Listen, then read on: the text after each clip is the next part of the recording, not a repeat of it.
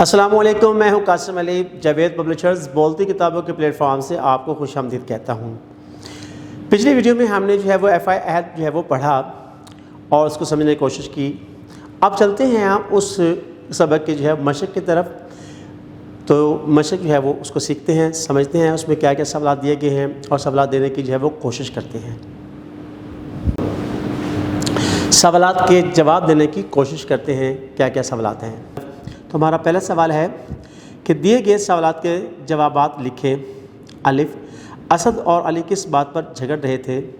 جواب ہے کہ دونوں کتاب واپس نہ کرنے پر جھگڑ رہے تھے۔ ب، اسد نے کون سی 3 غلطیاں کی تھیں؟ جواب، وعدہ پورا نہیں کیا، سچ نہیں بولا اور امانت کی حفاظت نہیں کی۔ ج، عبداللہ کے معافی مانگنے پر آپ صلی اللہ علیہ وآلہ وسلم نے کیا فرمایا؟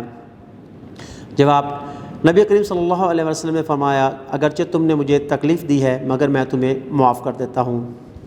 دال، جزیہ سے کیا مراد ہے؟ جواب، جزیہ سے مراد غیر مسلموں سے لیا جانے والا ٹیکس ہے۔ ہے، ہرمزان نے پانی کا پیالہ کیوں پٹخ دیا؟ جواب، چونکہ حضرت عمر فاروق رضی اللہ تعالیٰ عنہ نے پانی پینے تک نقصان نہ پہنچانے کا وعدہ کیا تھا۔ سوال نمبر 2 ہے کہ درست جواب کے گرد دائرہ لگائیں۔ الف، استانی جی جماعت میں داخل ہوئی تو جھگڑ رہے تھے اسد اور احمد، احمد اور علی، اسد اور علی یا علی اور حسن؟ تو درست جواب اس کا ہے اسد اور علی۔ ب، صادق اور امین کا مطلب ہے سچا، امانت دار، وعدے کا پابند، سچا اور امانت دار؟ تو درست جواب ہے سچا اور امانت دار۔ ج، نبی پاک صلی اللہ علیہ وآلہ وسلم نے عبداللہ کا انتظار کیا 2 دن، 3 دن، 4 دن، 5 دن؟ تو درست جواب ہے 3 دن۔ دال، ہرمزان صوبے کا حاکم تھا روم کے، حبشہ کے، ایران کے یا شام کے؟ تو درست جواب ہے ایران کے۔ واو، ہرمزان نے صلح کے بدلے دینے کا فیصلہ کیا اونٹ، بکریاں، گندم، جزیہ؟ درست جواب ہے جزیہ۔ تیسرا سوال ہے کہ درست جملے کے سامنے گڈ اور غلط جملے کے سامنے کراس کا نشان لگائیں۔ الف، اسد اور علی کا کوئی جھگڑا نہ ہوا، غلط۔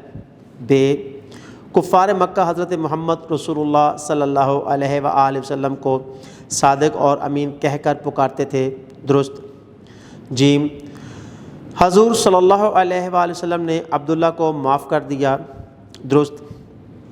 دال، ہرمزان شام کے صوبے کا حاکم تھا، غلط۔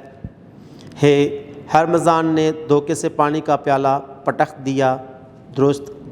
واو، ہمیں ہر حال میں وعدہ پورا کرنا چاہیے، درست۔ چلتے ہیں صفحہ نمبر 29 پر، جہاں مزید وہ سوالات دیے گئے ہیں اور ان کو حل کرنے کی کوشش کرتے ہیں۔ سوال نمبر 4 ہے کہ سبق ایف آئی عہد کو غور سے سنیں اور بتائیں کہ اگر آپ اسد کی جگہ ہوتے تو کیا کرتے؟ استاد محترم بچوں سے یہ سوال کریں اور ان سے یہ کہیں کہ آپ خود اسد کے مقام پر خود کو کھڑا کر کے سوچیں اور پرکھیں کہ اگر ایسا ہی ان کے ساتھ معاملہ ہوتا تو وہ اپنے معاملے کو کس طرح حل کرتے؟ کیا وہ جھگڑتے یا معاملہ فیملی کے ساتھ اس کو حل کرنے کی کوشش کرتے یا اس سے حقیقت جاننے کی کوشش کرتے؟ کون سا طریقہ اختیار کرتے؟ استاد محترم اس کی پریکٹس کروائیں کلاس کے اندر۔ سوال نمبر 5 ہے آپس میں بات چیت کریں اور بتائیں کہ بحیثیت طالب علم کیا آپ ہمیشہ وعدے کی پابندی کرتے ہیں؟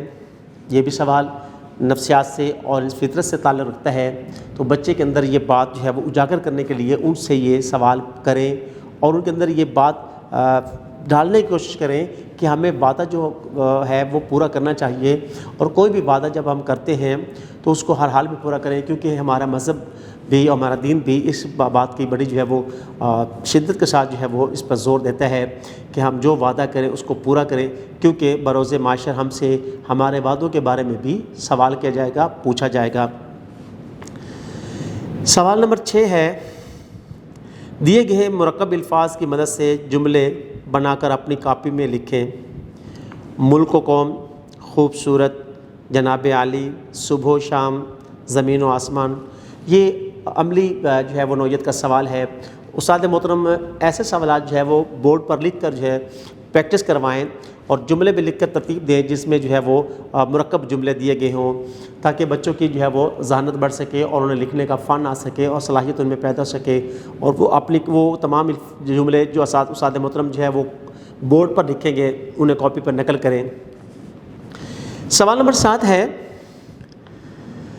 سبق ایفائے عہد میں سے ہر مضان کا واقعہ درست تلفظ اور روانی سے پڑھیں۔ یہ بھی عملی صورت کا ہے سوال۔ استاد محترم جو ہے وہ بچوں کو کلاس میں کھڑے کر کے اس جو ہے وہ پیراگراف کو اونچی آواز میں پڑھنے کے لیے کی تلقین کریں اور ان کی اصلاح کریں۔ آگے ہے جی ہمارا قواعد یعنی گرامر سے تعلق رکھتا ہے یہ سوال۔ گرامر کسی بھی زبان کے لیے ایک بنیاد کی حیثیت رکھتا ہے۔ اگر جب تک عمارت جس طرح ایک تیار کی جاتی ہے اور اگر ہم اس کی بنیادیں مضبوطی سے نہ بنائی جائیں تو عمارت جو ہے وہ کھڑی نہیں رہتی۔ اسی طرح کوئی زبان سیکھنے کے لیے جو ہے وہ گرامر اور قواعد کا ہونا سیکھنا بہت ضروری ہے۔ تو چلتے ہیں اپنے سوالات کی طرف۔ فعل، دیے گئے جملوں کو غور سے پڑھیں۔ علی سبق لکھ رہا ہے، فاطمہ کتاب پڑھ رہی ہے، بچہ جھولا جھول رہا ہے۔ اوپر دیے گئے جملوں میں نمایاں کیے گئے الفاظ کسی نہ کسی کام کے کرنے یا ہونے کو ظاہر کر رہے ہیں۔ وہ لفظ جس سے کسی کام کا ہونا یا کرنا ظاہر کرے فعل کہلاتا ہے۔ کوئی بھی عمل ہم جب کرتے ہیں، کوئی بھی کام ہم جو کرتے ہیں اسے فعل کہا جاتا ہے، اور جو کام کرنے والا ہوتا ہے اس کو فاعل کہتے ہیں۔ انہی جو ہے باتوں کو ہم سمجھیں گے اور سیکھیں گے۔ اگلا ہمارا جو عنوان ہے وہ ہے فاعل۔ دیے گئے جملوں کو غور سے پڑھیں۔ علی سبق لکھ رہا ہے، فاطمہ کتاب پڑھ رہی ہے، بچہ جھولا جھول رہا ہے۔ اس میں علی، فاطمہ اور بچہ جو ہے یہ فاعل ہیں، کیونکہ فاعل اسے کہتے ہیں جو کوئی کام کر رہا ہوتا ہے، تو کام کرنے والے کو فاعل کہا جاتا ہے۔ تو یہاں ہم نے یہی سیکھا کہ علی، فاطمہ اور بچہ جو ہے وہ کوئی نہ کوئی کام سر انجام دے رہے ہیں، کر رہے ہیں۔ مفعول، ہمارا تیسرا جو ہے وہ مفعول ہے۔ دیے گئے جملوں کو غور سے پڑھیں۔ علی سبق لکھ رہا ہے، فاطمہ کتاب پڑھ رہی ہے، بچہ جھولا جھول رہا ہے۔ اب یہاں علی سبق جو ہے وہ لکھ رہا ہے، اب لکھنے کا عمل جو ہے وہ سبق پر ہو رہا ہے، تو سبق کیا ہے وہ مفعول ہے، یعنی مفعول اس چیز کو کہتے ہیں جس پر کوئی نہ کوئی عمل کیا جا رہا ہو یا کوئی نہ کوئی فعل کیا جا رہا ہو۔ جس طرح فاطمہ کتاب پڑھ رہی ہے تو پڑھنے کا عمل جو ہے وہ کتاب سے متعلق ہے، کتاب پڑھ رہی ہے تو یعنی یہ کتاب مفعول ہے۔ اسی طرح بچہ جھولا جھول رہا ہے تو جھولنے کا عمل جو ہے وہ نمبر 30 پر ہمارے مزید جو ہے وہ سوالات کو دیکھتے ہیں اور سمجھتے ہیں۔ درج ذیل جملے پڑھیں اور فعل، فاعل اور مفعول الگ کر کے اپنی کاپی پہ لکھیں۔ یہ بھی عملی نوعیت کا سوال ہے۔